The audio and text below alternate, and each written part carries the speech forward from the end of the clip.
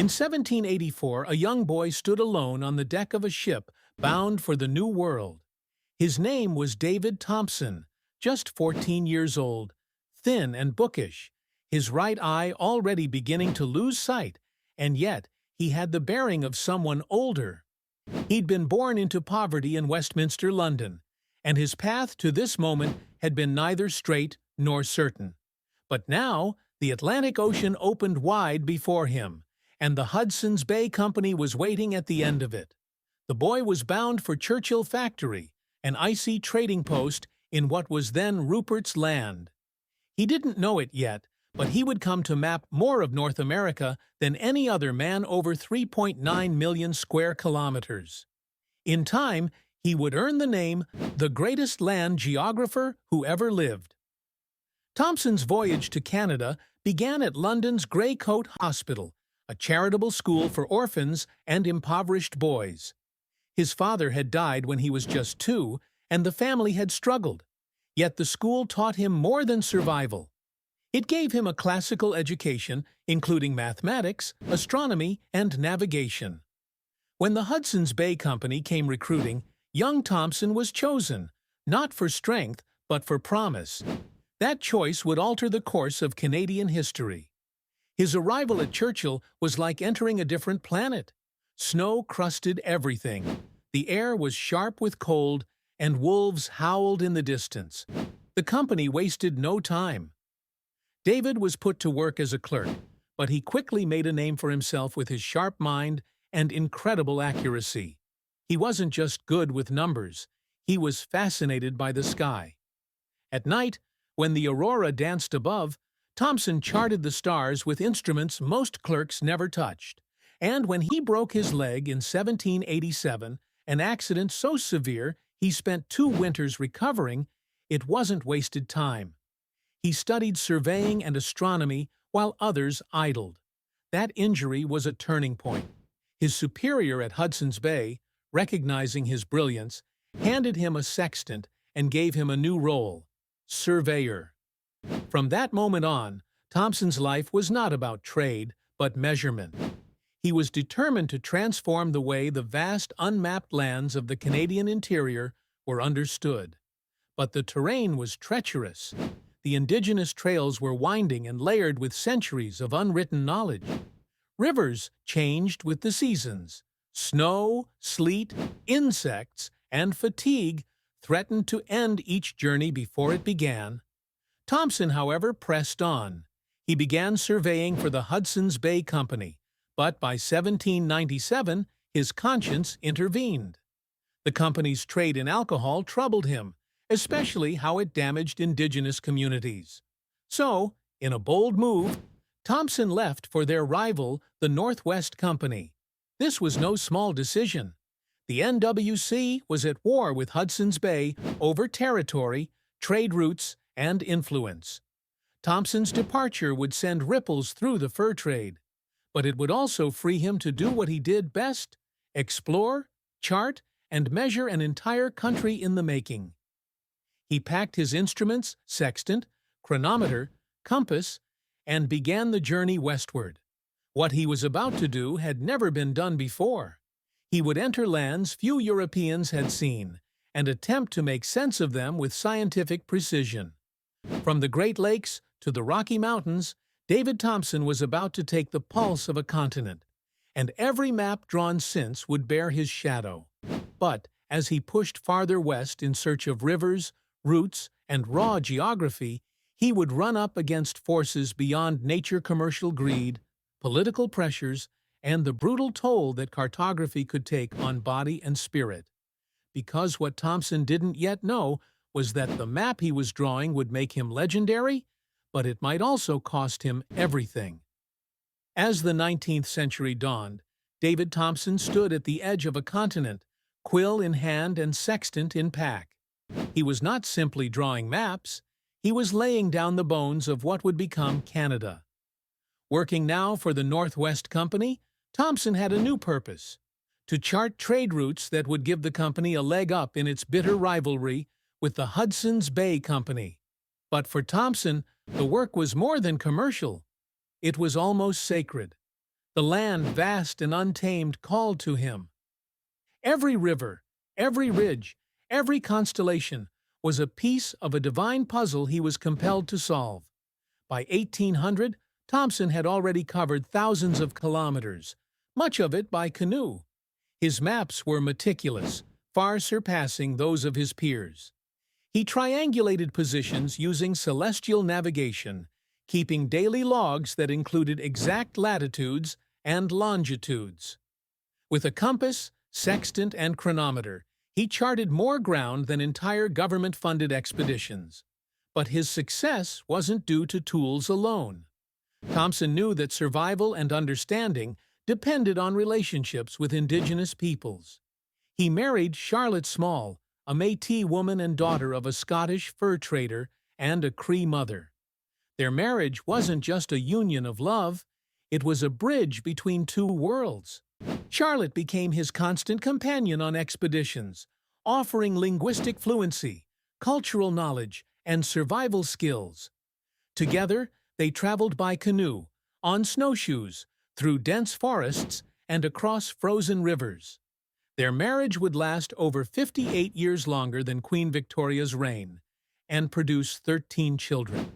But at this point, the family traveled as one through the wild, with Charlotte often pregnant or carrying young children, while Thompson took notes by the firelight. In 1804, Thompson set his sights on something truly ambitious, finding a practical route to the Pacific. The British were desperate for such a passage, a way to connect trade from the interior of the continent to the western coast. The Americans had just sent Lewis and Clark on a similar mission. Thompson would now become Britain's answer. The Northwest Company instructed him to locate the Columbia River and chart a route from its headwaters to the sea. But nature would not make this easy. Crossing the Rockies was a logistical nightmare. Thompson and his party had to carry canoes and cargo across steep mountain passes, often relying on indigenous guides like the Kootenai and Salish people. Snowdrifts buried trails, food supplies ran low, and illness loomed in every wet blanket and cramped campsite. At times, they were forced to boil leather for sustenance. Yet Thompson pressed on, his sense of purpose undeterred. Then, in 1807, he found it, the source of the Columbia River at Columbia Lake, in present-day British Columbia. From this point, Thompson would follow the river nearly 2,000 kilometers to its mouth at the Pacific. The Columbia was no gentle stream. Its current was swift, its course erratic, and it passed through territories full of rival traders and wary indigenous nations. Every stroke of the paddle was a gamble, yet Thompson understood that to map the river was to hold the key to future trade and possibly even the shape of Canada's borders. Along the way, Thompson continued to rely heavily on indigenous knowledge. Elders and hunters helped him anticipate terrain, weather patterns, and the moods of the rivers. He often credited these allies in his journals, a rare humility among European explorers. Still, the deeper he ventured, the more Thompson realized that his maps would not simply record geography, they would alter it. And so, in the summer of 1811, with Charlotte and their children alongside him, David Thompson arrived at the mouth of the Columbia River. But he was not the first European there. To his dismay, American traders from the Pacific Fur Company had already set up Fort Astoria. The race for dominance on the Pacific coast had tipped in the Americans' favor, at least for now. But Thompson did something monumental. He erected a pole, carved his name into it, and declared the Columbia part of British territory. He then turned back east, determined to chart the river's full course and inscribe it into the maps that would define a continent. His return journey would prove even more dangerous than the first. The Columbia's rapids were unforgiving, the terrain merciless. Charlotte nearly drowned on one stretch of river, yet Thompson continued to record every tributary, every bend, with astonishing precision.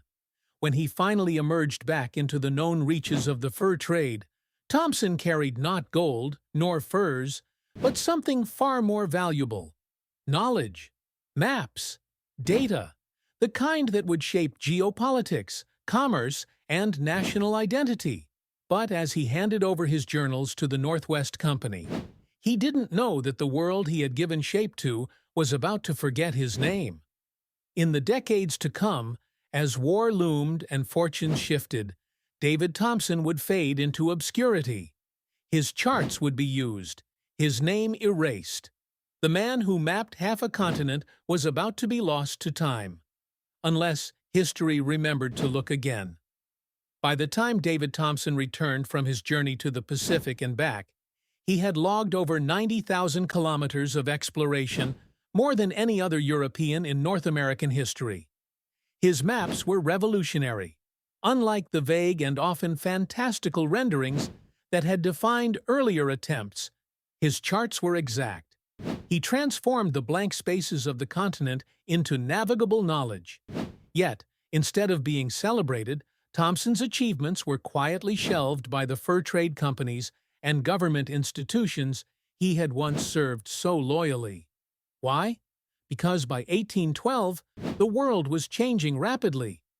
The War of 1812 between Britain and the United States shifted attention to military strategy, not exploration. The Northwest Company, once dependent on Thompson's maps to expand its reach, was in financial decline. And most tellingly, his rival, the Hudson's Bay Company, was absorbing its competition. Thompson's services were no longer needed, and worse, his loyalties to the now-defunct Northwest Company made his contributions politically inconvenient.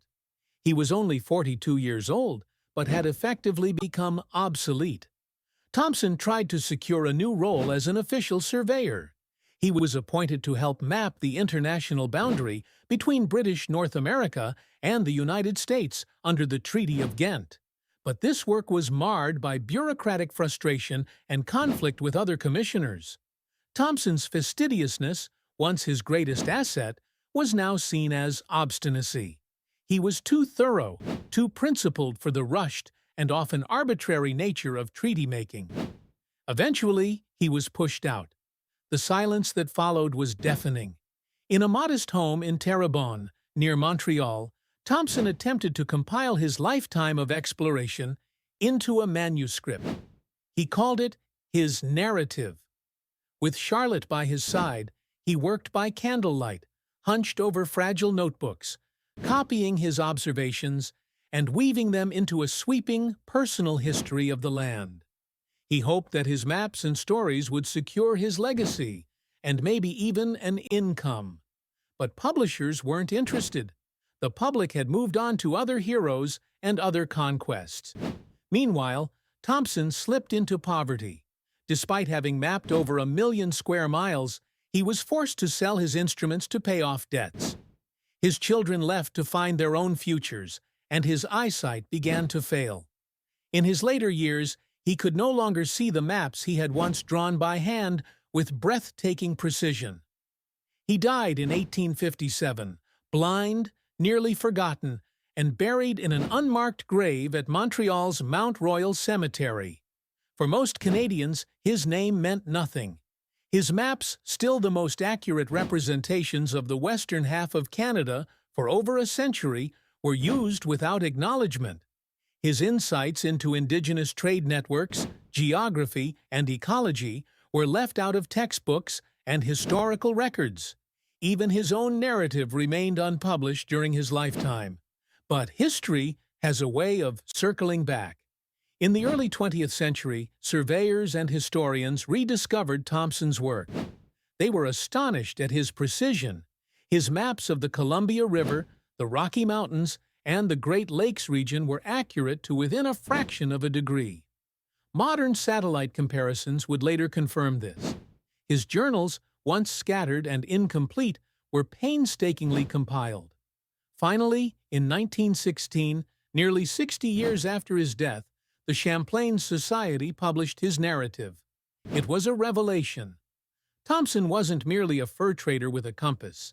He was a scientist, a diplomat, and a visionary. His respect for Indigenous knowledge, his devotion to accuracy, and his endurance through some of the harshest conditions imaginable placed him in the pantheon of great explorers. And yet, he had asked for no statue, no title, only that his work be remembered. And so began a long-overdue resurrection of his legacy. Today, monuments to David Thompson stand across Canada, in Invermere, British Columbia, in Rocky Mountain House, Alberta, and in Ottawa. His name graces highways, rivers, schools, yet few Canadians understand the true depth of his contributions. He wasn't just the man who mapped Canada. He helped imagine it, connecting disparate regions into a single coherent vision of place and potential. But that legacy remains fragile. Even now, in the shadow of his maps, one must ask, why was Thompson forgotten in the first place? Was it his humility? His Métis family ties? His refusal to embellish or politicize his discoveries? Or was it something deeper? A collective unwillingness to grapple with the complexities of how Canada was shaped, not just by courage and exploration, but by exploitation and erasure. By the time Canada began inching toward Confederation in the mid-19th century, the groundwork of geography had already been laid by men like David Thompson. His maps served as silent scaffolding for the young nation's westward ambitions. But they were more than lines and rivers. They were instruments of ideology. As Canada expanded, Thompson's charts, once drafted to understand Indigenous trading routes, were repurposed to assert control, to justify settlement, to formalize borders. And in that process, much was lost. Thompson had always viewed the land as a living, interconnected whole. His journals are filled with awe at the natural world and deep respect for the Indigenous guides who showed him the way. Yet, as Canada began shaping itself, the nuanced complexity of that land was flattened. The maps were retained. The meaning behind them was discarded. By the late 1800s, Thompson's legacy had been rebranded. No longer the eccentric astronomer fur trader with a Métis family and a weather-worn notebook, he became a sanitized symbol of Canadian expansion.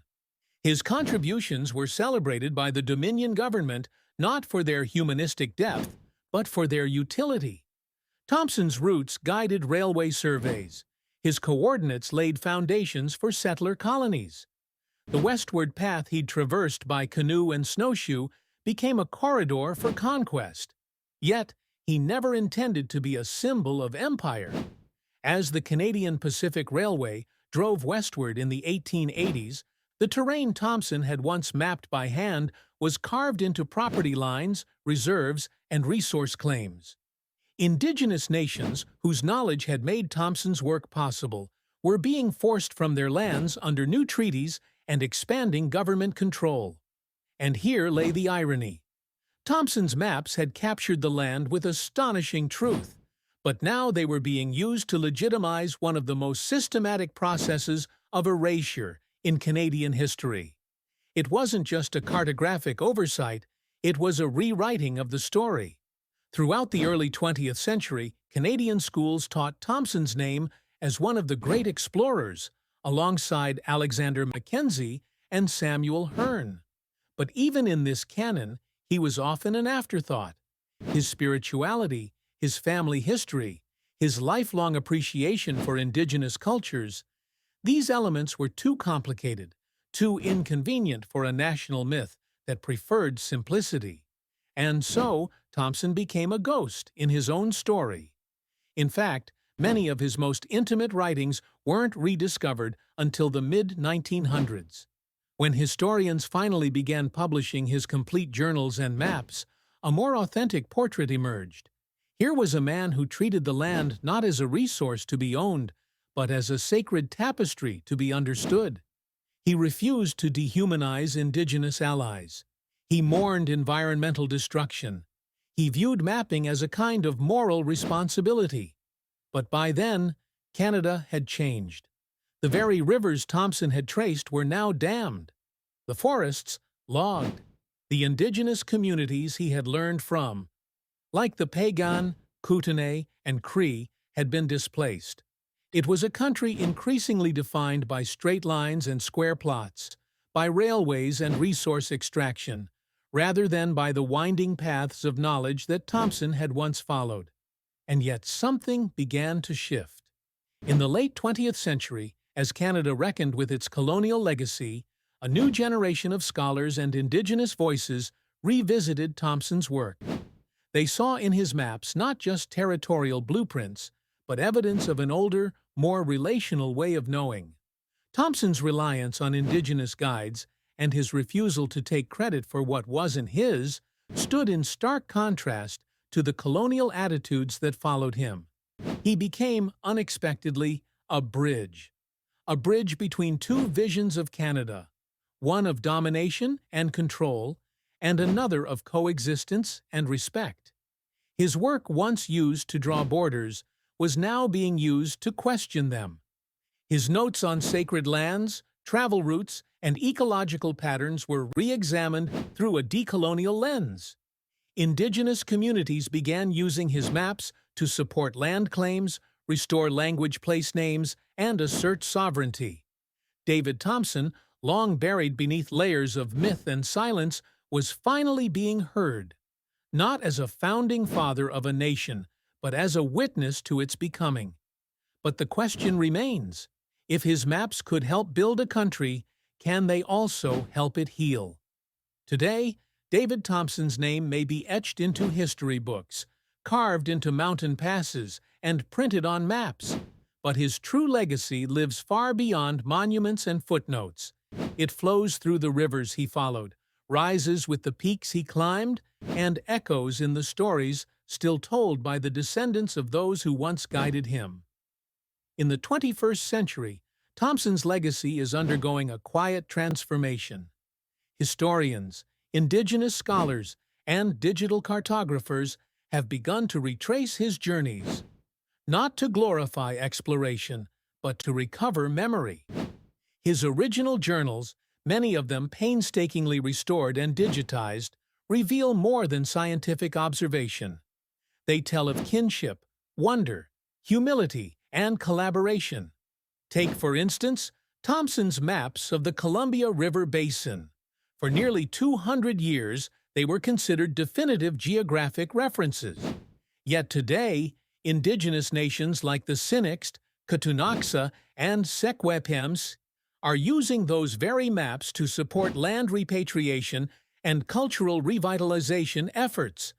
The same drawings once used to enable colonial claims are now helping to restore Indigenous presence. This isn't just historical irony, it's historical reclamation. Digital storytelling projects like Living Landscapes and Mapping Indigenous Vancouver have overlaid Thompson's maps with Indigenous knowledge systems. Elders' voices narrate the trails he once walked. Place names appear in Nehiawewin, Nitsitapiasini, and Seal. Rivers are no longer just lines, they are lifelines. And in this layered geography, we begin to see what Thompson may have seen. Not a wilderness, but a web of relationships. For many Indigenous communities, Thompson is a rare figure among colonial explorers. He is remembered not as a conqueror, but as a man who listened. He traveled not with armies, but with respect. He recorded not only what he saw, but what others shared. This doesn't absolve the colonial systems he ultimately served, but it does make his story a more complex and more human thread in Canada's tapestry. In fact, some communities still carry oral stories of Thompson, passed down through generations. They remember his meticulous note-taking, his polite demeanor, his ability to move between worlds. He married Charlotte Small, a Métis woman of Cree and Scottish descent, and remained devoted to her throughout his life. They traveled together for thousands of miles, raising a family on the fur trade routes, a family that bridged cultures long before Canada imagined itself a multicultural nation. And yet, for all his impact, Thompson died nearly blind, poor, and forgotten in 1857. His achievements were largely unrecognized until decades later. His gravestone in Montreal was unmarked for nearly a century. Only now is Canada beginning to reckon with the depth of his contribution, not just to geography, but to a broader understanding of its own land and peoples. His maps remain some of the most accurate pre-modern representations of North America ever produced.